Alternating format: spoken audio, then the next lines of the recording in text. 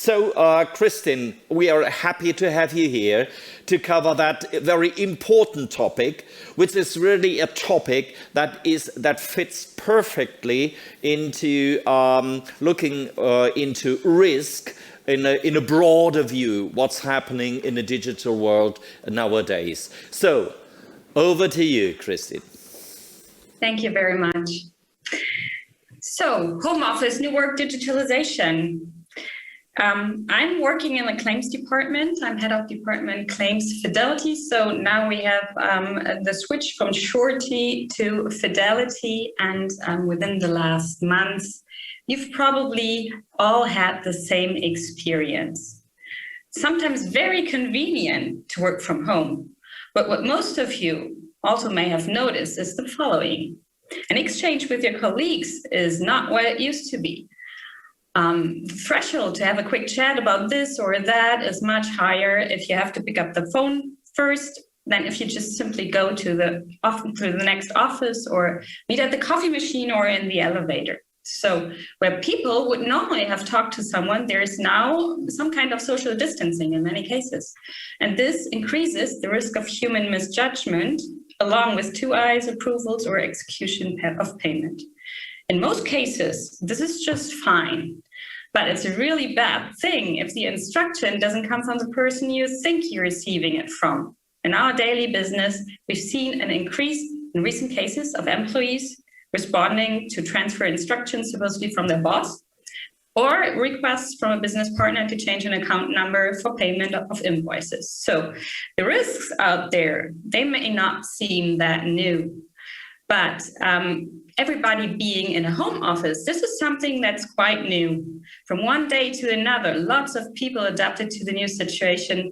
But unfortunately, in most of the companies, the IT structure did not. So as you just said before, the experts estimate damages with more than 200 billion euro. And this is an amount more than twice as much compared to the last months.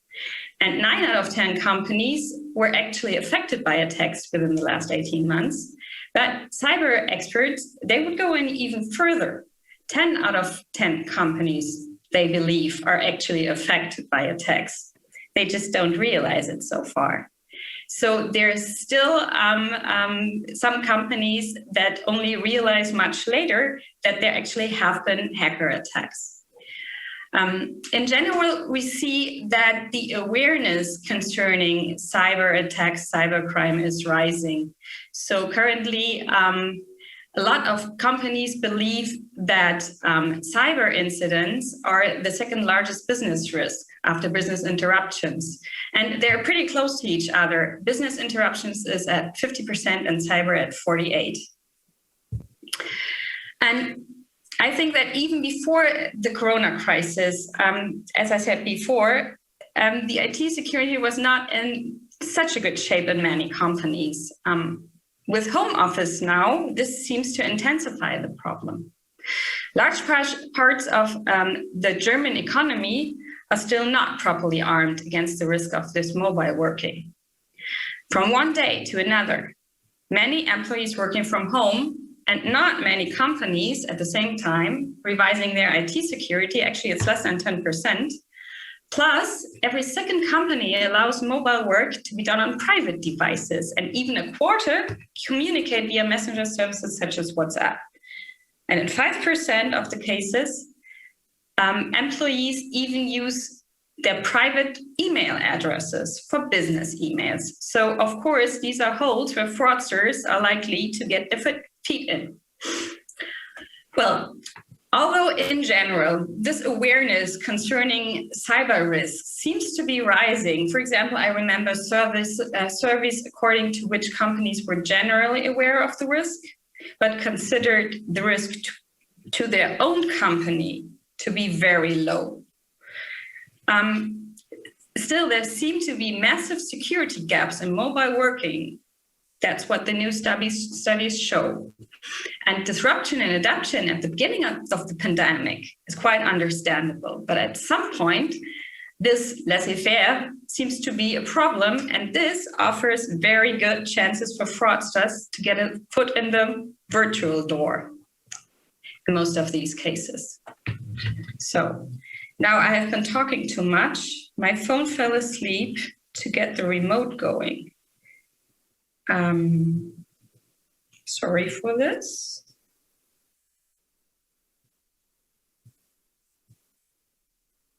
Aha, you couldn't even see it.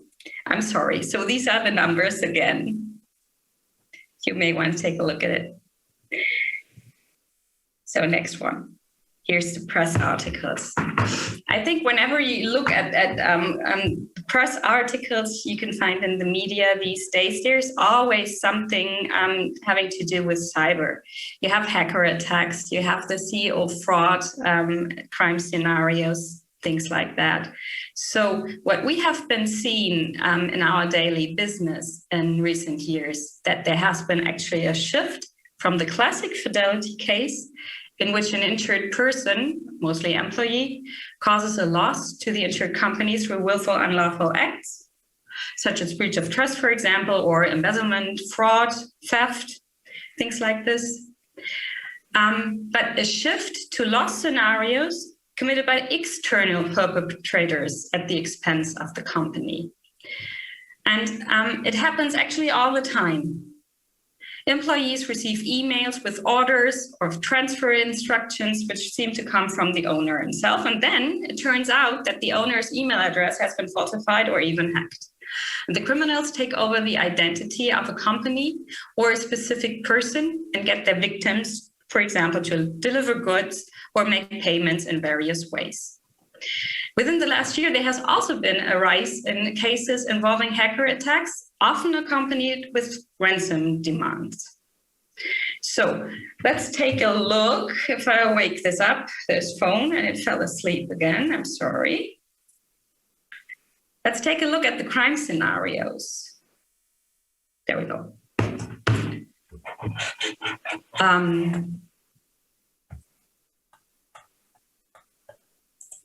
So these scenarios, they form now a large part of our daily claims processes. For example, the fake client fraud or fake buyer fraud or supplier fraud, there's a lot of names for the same scenario. This is where a fraudster poses as a known customer who has apparently orders goods to a different delivery address or for self-collection with plausible explanation. Invoice is not paid. Done, late payment, but too late. Business premises of the named delivery address are found empty. So this is a scenario. There has been a quite significant rise within the last 18 months. For example, we had a case where an employee of a food processing company received a request from a representative of an alleged supermarket group for very large quantities of hazelnuts and pistachios in different versions for a foreign market, and those nuts were produced according to the order. And the first and also the second batch, they were delivered, but when the payment was not made, and the next batch was requested, the producer became suspicious, checks again, and discovers that the alleged customer has not ordered at all.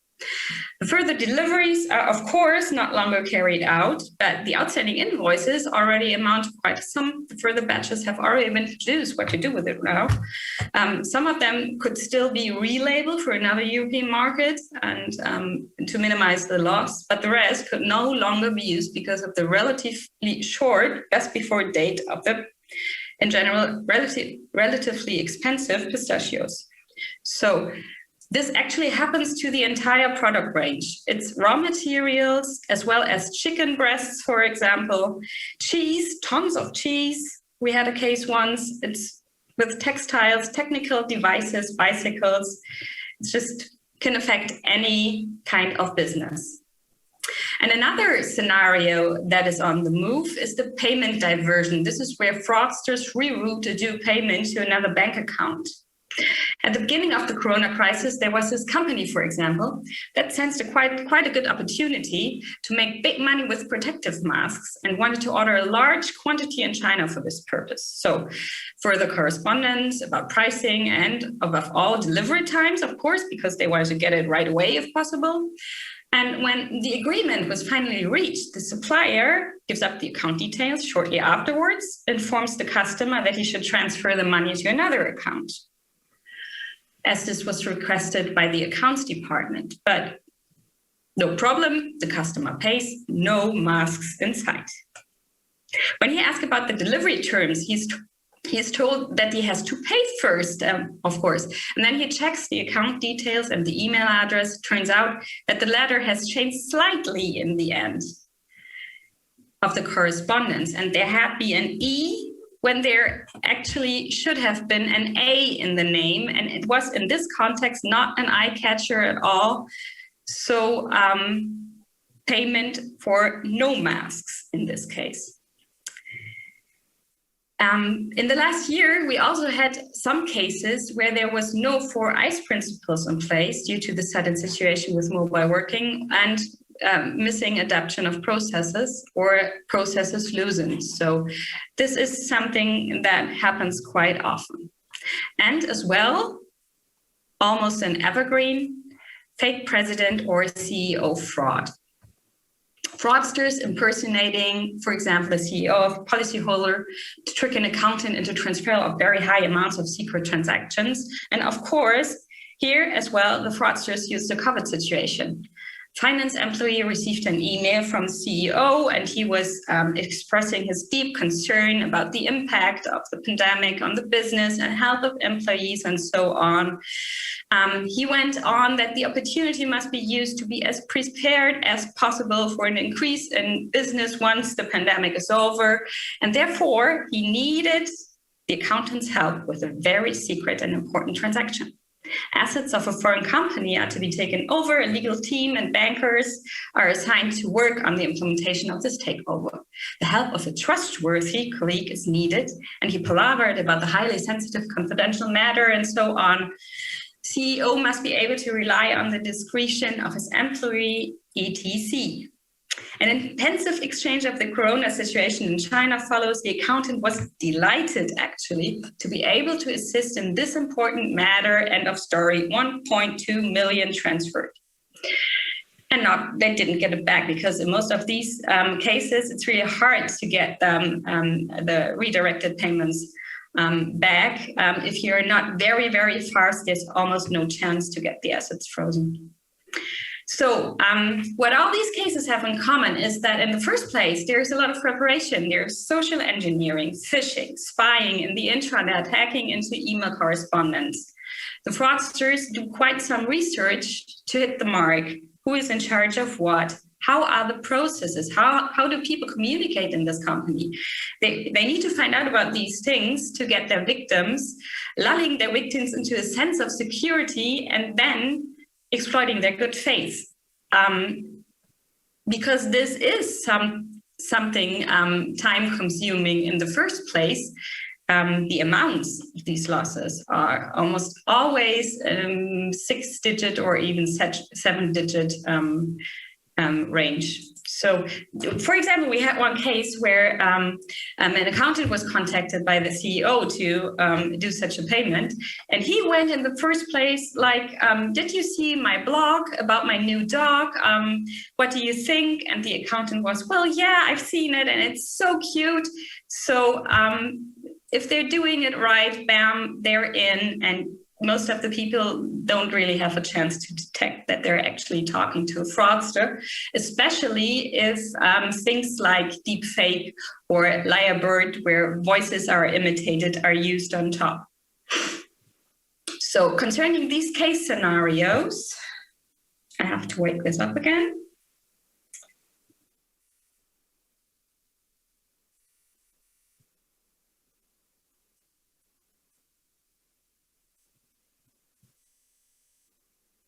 Concerning these case scenarios, there are some cases where an external perpetrator colludes with an insider, but there are actually more cases where an employee does this unintentionally. So, and while everybody is talking about cybercrime-induced cases, we should also take a look at the classics, the internal perpetrators, as I said before. Although we've seen a shift in these scenarios, should not be neglected that there's still a lot of cases where internal perpetrators damage the companies. We know, for example, the cashier who reaches into the register, just as well as the accountant who creates fictitious invoices and has them transferred to himself. The warehouse clerk who runs an eBay store with smartphones as a side income. And of course, he didn't buy the smartphones in the first place, but got them out of the warehouse. And as well, managing directors who allow themselves to be bribed and commission services that are far too expensive, or also invoice fictitious services together with the alleged service company. And again, here, the pandemic makes it much easier for criminals. In many companies, 4 Eyes principle is or has been temporarily suspended, so that not so much criminal ingenuity and resourcefulness needs to be mustered to increase the source of this income undetected, at least for a time. Sooner or later, most people get caught, or at least the acts are discovered, even if the perpetrator is gone.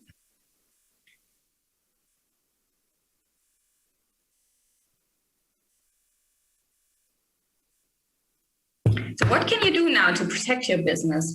I've been talking about the risks outside, but of course, as said before, check IT security, especially if employees work from home. Rapidly changing work environment has amplified opportunities for fraudsters. So employees should not be allowed to use technical devices or email addresses for private purpose. And very important, and this works in a lot of cases, train the staff on the case scenarios. Train them to check email addresses carefully, not just hit return. The use of known phone numbers and email addresses when contacting customers for cross-checking. And actually, this would have done the job in many cases, or just comparing the number of the alleged new customer to the one on that firm's website. Raise the awareness to be careful when using apps and social networks, and of course, promote a good working atmosphere and a culture of open discussion, so that if somebody has a doubt concerning anything, that the employees, the staff is likely to talk to someone, even right now, if still a lot of people work from home, that they pick up the phone and talk to somebody to see whether this instruction is really to be followed. So protect and secure. Look at the processes, train the employees to raise the awareness, and always keep the human factor in mind. Employees do not always act according to the defined controls. And even if you train the employees, one was sick during the awareness training or on vacation or just didn't listen properly. Fraudsters are quite clever. So what you need to do, from my point of view and from the experience we've gathered within the last years concerning these types of cases, combine prevention with protection, and of course, an important component here is insurance. There's a cybercrime insurance or cyber insurance on the one hand, and fidelity insurance. Thank you very much. So, Kristin, thank you very much for all these insights, and I'm really happy that was one of the questions coming in. What are the key takeaways? And you covered that, and that's why I'm happy with that. That you explained what you could do as a company. As I think so many companies are not really aware of the fact what risks in terms of cybercrime is. Are there any estimations from your side? What would you feel? How many companies would be aware of this situation? Is that half of companies, or is that even lower? That there's certain sensitivity here is not given. Well, I think during the last years, I remember surveys from years ago when, as I said before, the companies were aware of the risk in general, but they think, not my company, this won't happen. So I think by now I would estimate that it's more than half of the companies who know about the risks concerning internal and external perpetrators. Yeah, so I think that was your contribution today, that there is a higher awareness now in this community watching your presentation. So Christian, thank you very much for all the insights that you gave today. Happy to have you here. Thank you very much. Thank you for having me.